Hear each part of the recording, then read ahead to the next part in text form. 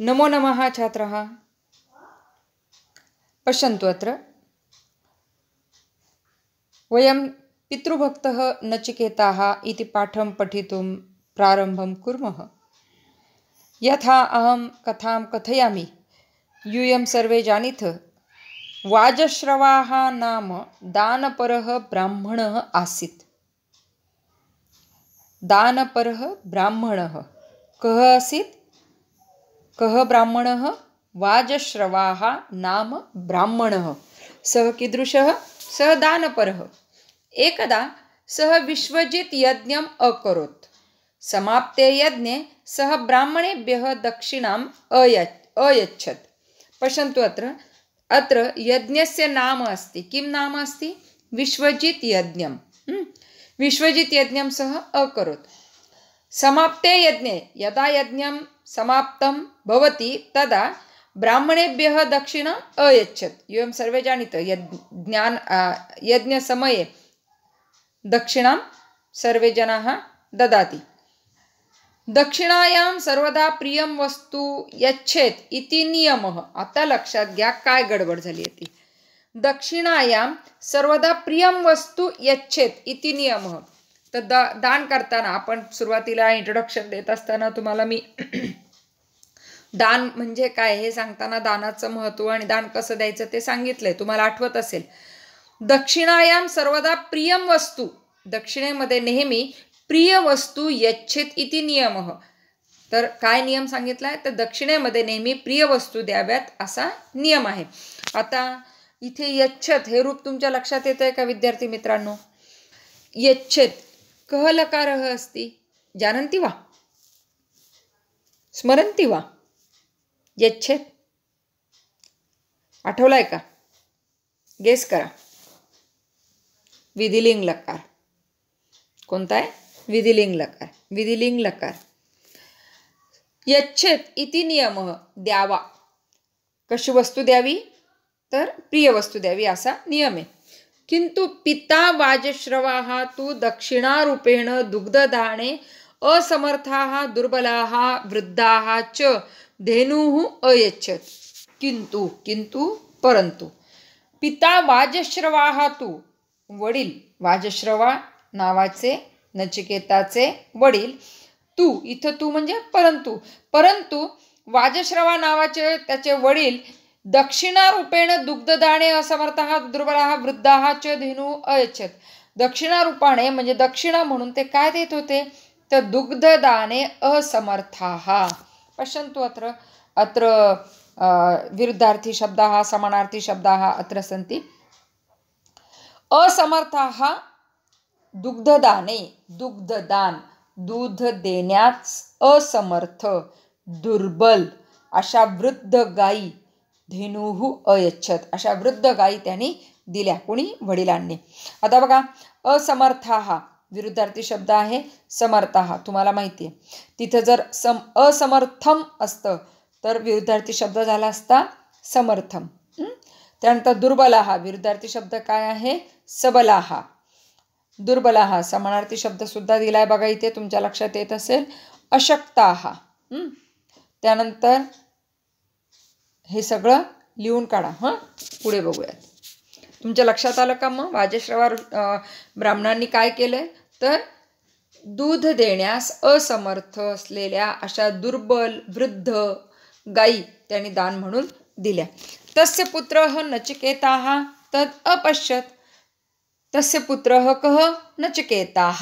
तुम्हाला मी सांगितलं ना, आठवत असेल, नचिकेताः दिसायला बहुवचनी रूप दिसलं तरी ते बहुवचनी नाही, ते चंद्रमसा हा सारखा आहे, सकारांत शब्द आहे तो नचिकेताः। प्रथमा एकवचनाचं रूप येते। तस्य पुत्रः नचिकेताः तद अपश्यत्, आणि हे कोणी पाहिलं? नचिकेताने पाहिलं। येते लक्षात? पुत्रः समानार्थी शब्द काय लिहिणार? आता तुम्हाला सगळ्यांना समानार्थी शब्द बरेचसे माहिती आहेत, आपण मागच्या वर्षीपासून लिहितोय। पुत्रः काय समानार्थी शब्द? सूतः, आत्मजः, तनयः।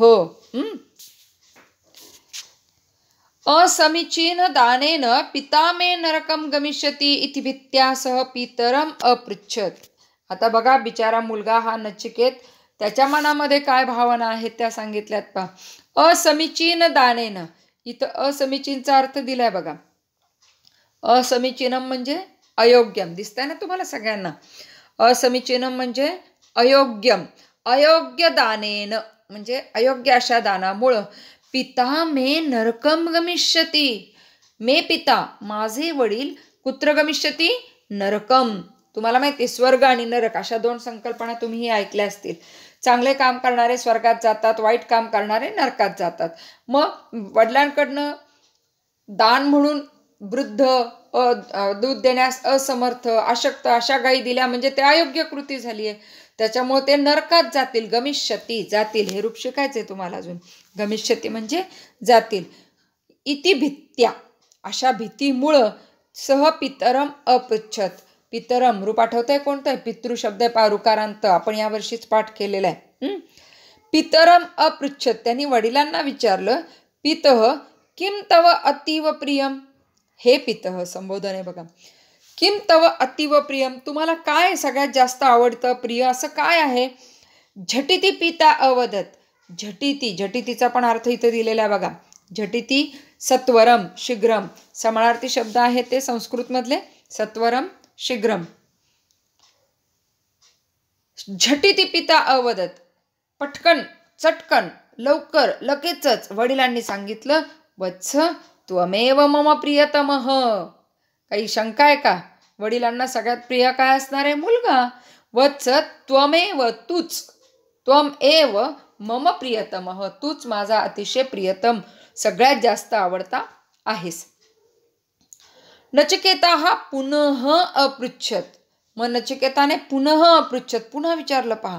तर्हि माम कस्मै दास्यति भवान, तर्हि, तर्हीचा अर्थ माहिती आहे का? यदि तर्हि, जर तर, तर्हि म्हणजे तर, तर्हि म्हणजे तर. तर्हि माम कस्मै दास्यति, आता हे दास्यति सुद्धा रूप तुम्ही ऐकलं असेल पण तुम्हाला अजून अभ्यासाला नाही आहे. ते दास्यति म्हणजे द्याल, दास्यति म्हणजे द्याल. तुम्ही मला कोणाला द्याल? कस्मै दास्यति, तुम्ही मला कोणाला द्याल दान म्हणून? वाजश्र, इथं पहा भवान शब्द आलाय पहा खाली. भवान म्हणजे आपण, तुम्हाला गेलेला आहे हा शब्द सुद्धा. आपण मला दान म्हणून कोणाला द्याल? वाजश्रवसा, वाजश्रवसा किमपि उत्तरम न दत्तम. आता तुमचं कर्तरी कर्मणी झालेलं आहे म्हणून तुमच्या फक्त लक्षात आणून देते मी, लक्ष द्या. वाजश्रवसा किमपि उत्तरम न दत्तम, न दत्त. अजून आता रूप काय की तुम्हाला अजून ओळखीची व्हायची आहेत पण तरी लक्ष असू द्या. वाजश्रवांनी काहीही उत्तर दिलं नाही. कर्ता तृतीयत आला पहा, नचिकेतसा सारखं, हे कर्मणी प्रयोगाचं रूप आहे, हे तर लक्षात. वाजश्रवांनी काहीही उत्तर दिलं नाही. द्विवारम त्रिवारम नचिकेतसा तदेव पृष्ठम, नचिकेत पण हटून बसलाय बघा. वडील उत्तर देत नाहीयेत पण वडिलांकडनं कुठली गंभीर चूक होऊ नये या भीतीपोटी तो परत परत द्विवारम त्रिवारम सह पृच्छती, न एकवारम द्विवारम त्रिवारम, तो एकदा नाही दोनदा नाही तीनदा ते त्यांना विचारतोय. आणि मग अशा वेळेस व्हायचं तेच झालं. काय झालं? क्रुद्ध भूत्वा, क्रुद्ध म्हणजे रागावले ते वडील. क्रुद्ध भूत्वा पिता नचिकेतसम अहम त्वाम मृत्यवे ददामी इति वदत. काय म्हणाले वडील? रागावले. क्रुद्ध भूत्वा, रागावून वडील म्हणाले त्याला, नचिकेताला, अहम त्वाम मृत्यवे ददामी, मी तुला मृत्यूला देतो. मृत्यवे शब्द लक्षात येतोय का? मृत्यू भानूसारखा, भानवे मृत्यवे, कळालं? मी तुला मृत्यूला देतो असं त्यांनी सांगितलं. आता तुमच्या लक्षात आलं असेल, इथे मला तुमच्या लक्षात आणून ते द्यायचं आहे बघा. ददामी म्हणजे देणे, ज्याला द्यायचं त्याची चतुर्थी. मग कोणाला देणार आहे? मृत्यूला. मृत्यवे शब्द बघा चतुर्थीचा आलाय, आलं लक्षात? त्यानंतर इथे एक तुम्हाला मी संधी पूर्ण करण्यासाठी दिलेला आहे पहा, त्वम. कुठे आपण बघितला होता? हा बघा. काय लिहिणार मग? त्वम अधिक टिंब टिंब. काय लिहिणार इथे? त्वम अधिक एव, आलं लक्षात? ओके. तर अशा पद्धतीने वडिलांच्या हातनं कुठल्याही प्रकारची गंभीर चूक होऊ नये, त्यांना दक्षिणेचं पुण्य लाभावं, दानाचं पुण्य लाभावं, हे म्हणून हा सगळा नचिकेताचा आटापेटा चालू होता. आणि त्यांनी पुन्हा पुन्हा विचारलं त्यांना की तुम्ही मला कोणाला द्याल, तेव्हा वडिलांनी सांगितलं अहम त्वाम मृत्यवे ददामी, मी तुला मृत्यूला देईल. आणि मग अशा वेळेस दान दिलेली गोष्ट आहे. मुलाला दान केलं आणि दान कोणाला केलं? यमराजाला. येते लक्षात? मुलाला यमराजाला दान करून टाकलंय. आणि मग अशा वेळेस वडील जरी रागावलेले आहेत, नचिकेताला कळते ते रागावलेले आहेत, पण नचिकेता थांबतोय का? बघूयात. बघा पुढे. पिता क्रोधावेशे एवं उक्तवान इति नचिकेता अजानत. नचिकेता हा अजानत. नचिकेताला माहितीये. काय माहितीये? पिता क्रोधावेशे एवं उक्तवान. उक्तवान पश्यन्तु अत्र. उक्तवान नाम अवदत. पिता क्रोधावेशे एव अवदत. म्हणजे वडील हे अतिशय रागामध्येच बोलतायत. ते खरं मनापासून बोलतायत का नाही? राग आल्याने त्यांना कळत नाहीये काय बोलावं आणि काय नाही, म्हणून ते असं म्हणालेत. हे कळलंय त्याला, पण तरी सुद्धा पुढे त्यांनी काय केले पहा. तथापि पितुः आदेश पालनार्थम सह यमपुरम अगच्छत. वडिलांच्या आदेशाचं पालन करण्यासाठी पहा, पितृभक्त म्हणून तर नाव दिले त्या धड्याला. वडिलांच्या आदेशाचं पालन करण्यासाठी हा पितृभक्त नचिकेत कुत्र अगच्छत? यमपुरम अगच्छत. कुत्र? यमपुरम. तो यमनगरीला गेला, यमपुरीला गेला. का गेला? वडिलांच्या आदेशाचं पालन करण्यासाठी. आदेश जरी वडिलांनी रागात दिलाय, मनापासून वडिलांना हे म्हणायचं नाही हे त्याला माहिती आहे, पण तरी सुद्धा तो यमपुरीला गेला. आले लक्षात? यमपुरे यमः अनुपस्थितः. पण आता काय घडलंय बघा. आता तिथे यमपुरे. यमपुरे किं भवति? यमः तत्र अस्ति वा नास्ति? यमः तत्र अनुपस्थितः. आता अनुपस्थित शब्द माहिती आहे सगळ्यांना. मग त्याच्या विरुद्धार्थी काय येईल विद्यार्थी मित्रांनो? अनुपस्थितः. विरुद्धार्थी उपस्थितः. तर यम तिथे काही नव्हता. बालः नचिकेताः तत्रैव त्रीणि दिनानि यावत् किमपि अभुक्त्वा अपित्वा यमस्य प्रतीक्षाम् अकरोत्. मग आपला हा बाल नचिकेत आहे की नाही, म्हणजे छोटासा मुलगा आहे तो. तुम्ही त्या चित्रामध्ये बघितलाय. हा छोटासा नचिकेत तत्रैव संधी लक्षात पाहिजे लिहायचा आपल्याला. तो तत्रैव काय संधी येईल? तत्रैव. तत्र अधिक एव. तत्र अधिक एव. अ अधिक एचा डबल मात्रा झाला बघा तिथे. म्हणजे तत्रैव तेथेच. तेथेच. छोटासा नचिकेत तेथेच त्रीणी दिनानी यावत. किती दिवस थांबला तो? त्रीणी दिनानी म्हणजे 3 दिवसपर्यंत तो तिथेच थांबला. आणि कसा थांबला? किमपि अभुक्त्वा अपित्वा. काहीही न खाता न पिता त्यांनी यमाची प्रतीक्षा केली. आता तुमच्या लक्षात येतंय का बघा? भुक्त्वा शब्द गेला का आपल्याला? हो, खूप दिवसांनी शब्द कानावर पडतायत, कारण मध्ये आपलं संख्या विशेषण झालं, व्याकरणाचं झालं, द्वितीय समूह झाला, हो की नाही? त्यामुळे हे शब्द जरा कानावर पडले नाहीयेत, त्यामुळे थोडंसं आठवायचा प्रयत्न करा. अभुक्त्वा म्हणजे बघा आता भुक्त्वा त्वांत आहे ते, बरोबर आहे? त्वा प्रत्यय भुजधातूचं. भुक्त्वा म्हणजे खाऊन. भुक्त्वा म्हणजे खाऊन.